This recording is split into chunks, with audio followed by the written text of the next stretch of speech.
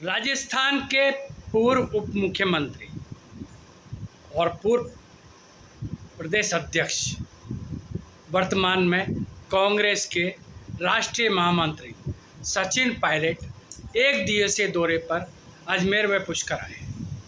Pilot का अजमेर और पुष्कर में गर्मजोशी के साथ स्वागत किया गया। आपको बता दें, पायलट एक बार अजमेर से सांसद रह चुके हैं और जब अजमेर से सांसद बने थे तो केंद्र सरकार में यानी मनमोहन सिंह की जब सरकार थी तो उसमें केंद्रीय राज्य मंत्री रहे थे। अजमेर को पायलट ने बहुत सारी सौगातें दी हैं। तो हम बात कर रहे थे पायलट के अजमेर दौरे की। तो दौरे के दौरान कांग्रेस जन ने उनका गर्मजोशी के साथ स्वागत किया।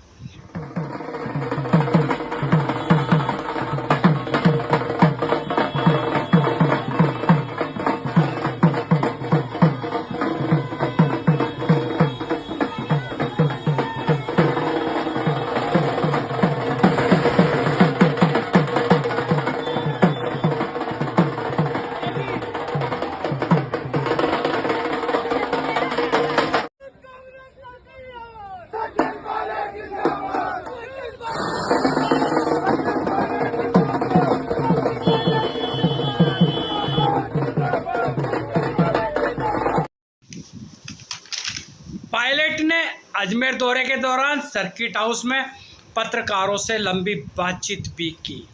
बातचीत का अंदाज देखकर लगा कि वे तो यहाँ के पत्रकारों के साथ घुले मिले हैं। उन्होंने सभी प्रश्नों का बेबाकी के साथ जवाब दिया। पायलट ने कहा कि हरियाणा चुनाव को लेकर हमने चुनाव आयोग में शिकायतें दी है। हरियाणा में उम्मीद के विपरीत नतीजे आए हैं। हम परिणामों की समीक्षा करेंगे। जम्मू कश्मीर में नेशनल कॉन्फ्रेंस और कांग्रेस गठबंधन को पूर्ण बहुमत मिला है। हम सरकार बनाने के बाद जमहूरियत की बहबूदी के लिए काम करेंगे। आज मेरा अजमेर जिले में कुछ 2-4 कार्यक्रम थे, तो मैं किशनगढ़, पुष्कर और अजमेर में आया हूँ। सबसे पहले तो जो परिणाम आए हैं विधानसभा चुनाव के, उसमें जहाँ तक हरियाणा की बात है, मैं समझता हूँ कि सारे अनुमान, सारी उम्मीद, सारे सर्वे, सारा फीडबैक जिस दिशा में संकेत करता था उसके अनुरूप परिणाम नहीं आए हैं। और हरियाणा में जो लगभग पूरे देश में इस बात को सब सर्वसम्मति से मानते थे कि वहाँ अच्छे बहुमत के साथ हम सरकार बनाएंगे, और जब परिणामों की गिनती चालू हो रही थी मतगणना की, तब रुझान एक तरह के थे। अचानक रुझान बदले और उसके बाद लगातार भाजपा को बढ़त मिली है। इस सिलसिले में अखिल भारतीय कांग्रेस कमेटी ने कल निर्वाचन आयोग में कुछ ज्ञापन दिए हैं 15-20 सीटों पे, जहां पे उनको आशंका थी कि उम्मीदवारों को संतुष्टि नहीं है मतगणना की प्रक्रिया से, तो उसका निराकरण निर्वाचन आयोग करेगा। कुछ लिखित कंप्लेन AICC ने भी दी हैं, वो तो है निर्वाचन आयोग का और हमारे कैंडिडेट्स का जो संवाद और AICC ने किया है। लेकिन ये बात सच है कि उम्मीद से बिल्कुल विपरीत वहाँ परिणाम आए। मैं समझता हूँ सभी लोग बोलते थे, मानते थे कि वहाँ पे 10 साल से जो सरकार थी उससे ना तो जनता खुश थी और ना शायद भाजपा खुश होगी, क्योंकि तभी 9 साल के बाद उन्होंने खट्टर साहब को वहाँ हटाया और एक नए मुख्यमंत्री को बनाया। अगर 9 साल का कार्यकाल इतना बढ़िया था, इतनी अच्छी गवर्नेंस थी हरियाणा सरकार की, तो कोई ज़रूरत नहीं थी मुख्यमंत्री बदलने की। मुख्यमंत्री बदले इसलिए गए क्योंकि वहाँ पे असंतोष था, गवर्नेंस हो नहीं रही थी, किसान नौजवान सब परेशान थे। और वहाँ पर कांग्रेस पार्टी ने जो कैंपेन किया, जिस ताकत से हम लोग चुनाव लड़े, उसके अनुरूप परिणाम नहीं आए। और जैसा राहुल जी ने भी कहा है कि इन परिणामों की हम लोग समीक्षा करेंगे और जो करेक्टिव मेजर्स उठाने उसको उठाएंगे। फीडबैक हम लोग ले रहे हैं हमारे प्रभारी, हमारे प्रदेश के नेताओं से, और हम उचित कार्रवाई करेंगे। जम्मू कश्मीर के अंदर जो हमारा गठबंधन था इंडिया अलायंस का, वहाँ पर स्पष्ट बहुमत के साथ हमारी सरकार बनने जा रही है, इंडिया अलायंस की, NC कांग्रेस की।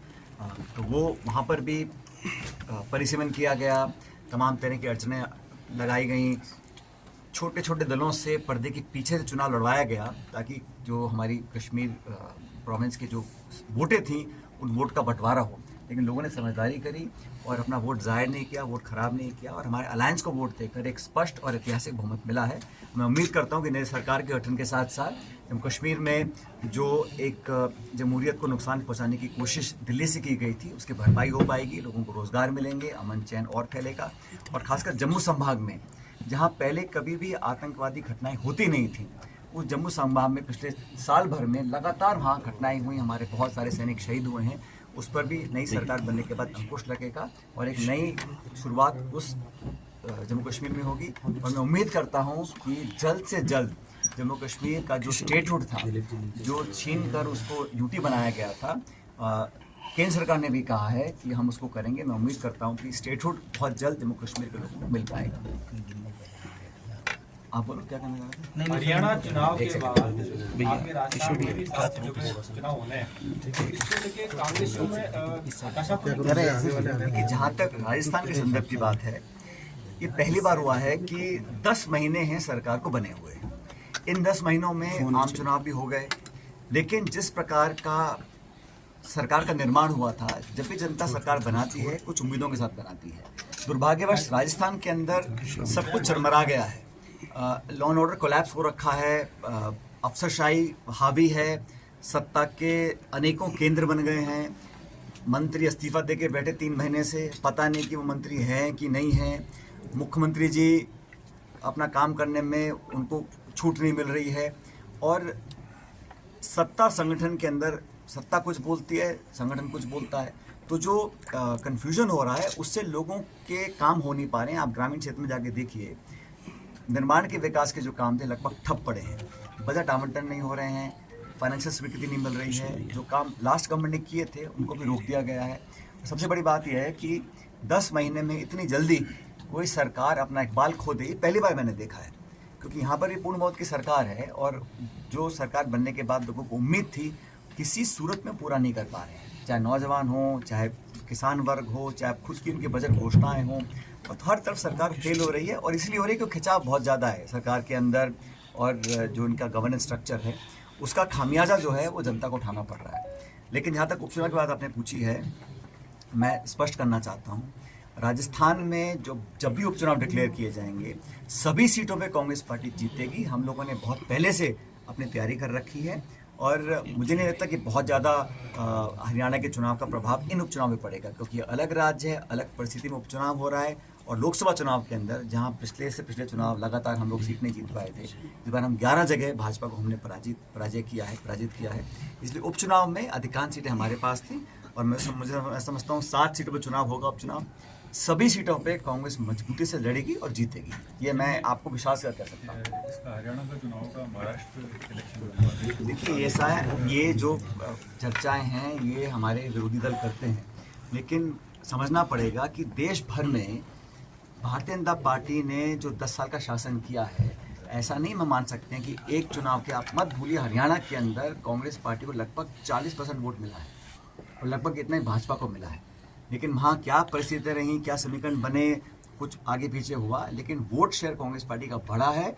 और मैं समझता हूँ जितना वोट भाजपा को मिला है, कहीं उतना ही हम लोगों को मिला है, तो हमारा वोट शेयर बढ़ा है। ऐसा नहीं है कि वहाँ पे कांग्रेस का वोट घटा है, लेकिन इसका कोई नकारात्मक प्रभाव पड़ेगा बाकी राज्यों में, ऐसा नहीं मानता हूँ, क्योंकि महाराष्ट्र में हमारा एक मजबूत गठबंधन पहले से है, झारखंड में हमारा मजबूत गठबंधन है।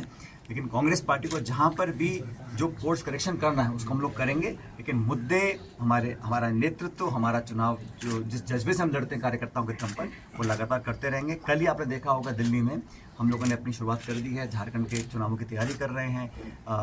महागाड़ी का जो हमारा गठबंधन महाराष्ट्र का है, वहाँ पर हमारा सीट जो शेयरिंग है लगभग फाइनल। पायलट ने कहा कि राजस्थान में 7 विधानसभा सीटों पे होने वाले उपचुनाव में जनता कांग्रेस को वोट करेगी। कांग्रेस एकजुट है और कांग्रेस में कोई गुट नहीं है, कांग्रेस में केवल एक ही गुट है, राहुल खड़गे और सोनिया गांधी का। उन्होंने कहा कि कांग्रेस का पूरा कुनबा एक है और एक रहेगा।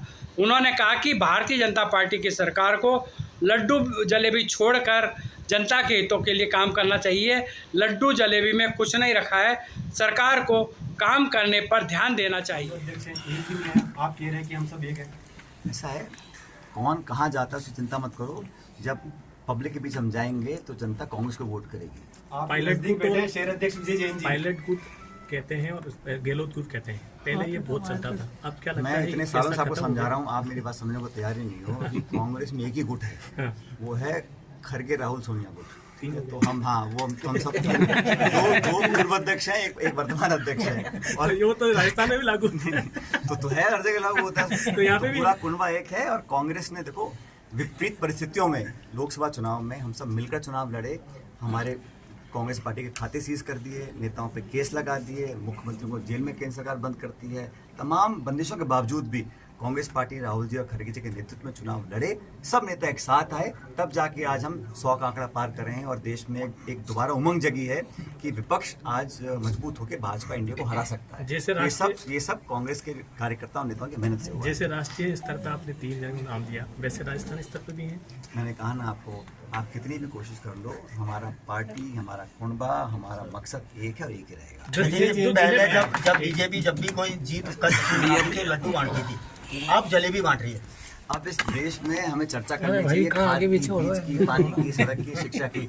अब लाडू और जलेबी और ये इसमें कुछ रखा नहीं है, ये सब आपके मीडिया को खपाने की इनकी कोशिश होती है। आप भी कृपया अपना दृष्टिकोण स्पष्ट रखें, आप मुद्दों पर ध्यान रखें। नेता आते जाते रहते हैं, लेकिन जनता परमानेंट है, उसके हित के लिए जो काम करेगा उसको जनता पसंद सर, जिले बनाए गए थे पिछली बार, सचिन पायलट ने कहा कि राजस्थान में भारतीय जनता पार्टी की सरकार कोई भी निर्णय नहीं ले पा रही है, केवल कमेटियां बना रही है। जनता के हित में हमने जो निर्णय किए थे वो सही है। भारतीय जनता पार्टी की सरकार को समीक्षा के नाम पे जनहितों के साथ कुठाराघात नहीं करना चाहिए। बहुत चीज़ों की हो रही है, जी। निर्णय को सरकार ले नहीं पा रही है। जो भी निर्णय लें जनहित में लेने चाहिए। इस सरकार में कमेटी बना देते हैं, एसआई की भर्ती है उस पर कमेटी बना दी है, जिलों पे कमेटी बना दी है, आपस में कन्फ्यूजन सरकार के अंदर है, तो उसका खामियाजा पब्लिक के अंदर पड़ता है। पब्लिक में जो अनसर्टनिटी पैदा होती है उससे किसी को फायदा नहीं होता।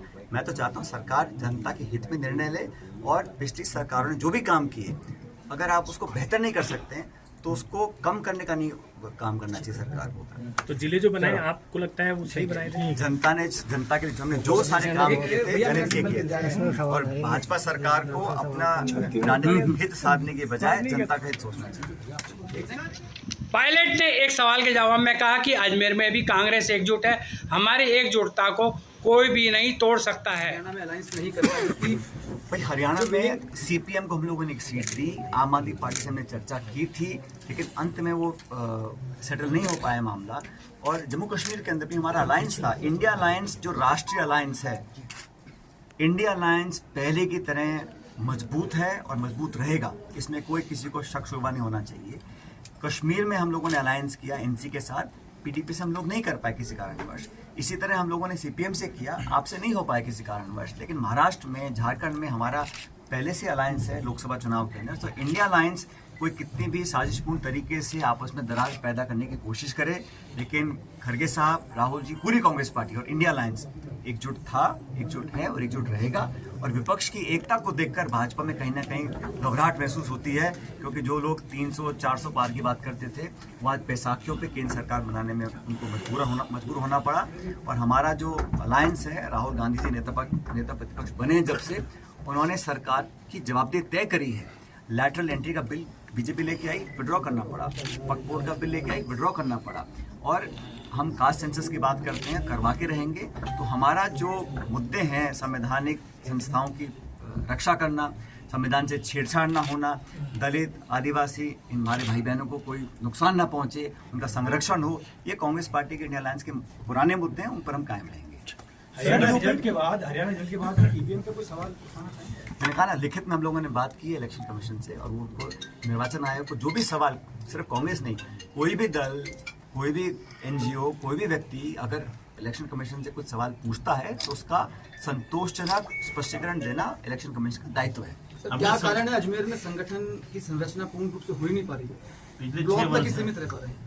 ऐसा नहीं है, अभी कमेटी गठित की है, मेरे ख्याल शहर में करी हैं, ग्रामीण में भी लोग करेंगे। और अजमेर, जैसा कि आप जानते हैं, यहाँ पर कांग्रेस पार्टी शुरू से मजबूत रही है और समय समय पर हम नियुक्तियाँ करते रहते हैं। हमारे अग्रिम संगठन भी हैं, यूथ कांग्रेस है, NSUI है, सब लोग मजबूती से काम कर रहे हैं। और जो कुछ भी नियुक्तियाँ बची हैं उसको बहुत जल्द हम लोग कर रहे हैं। काफी लंबे समय से आपने अजमेर से दूरी बना रखी है, इसके पीछे कोई खास वजह?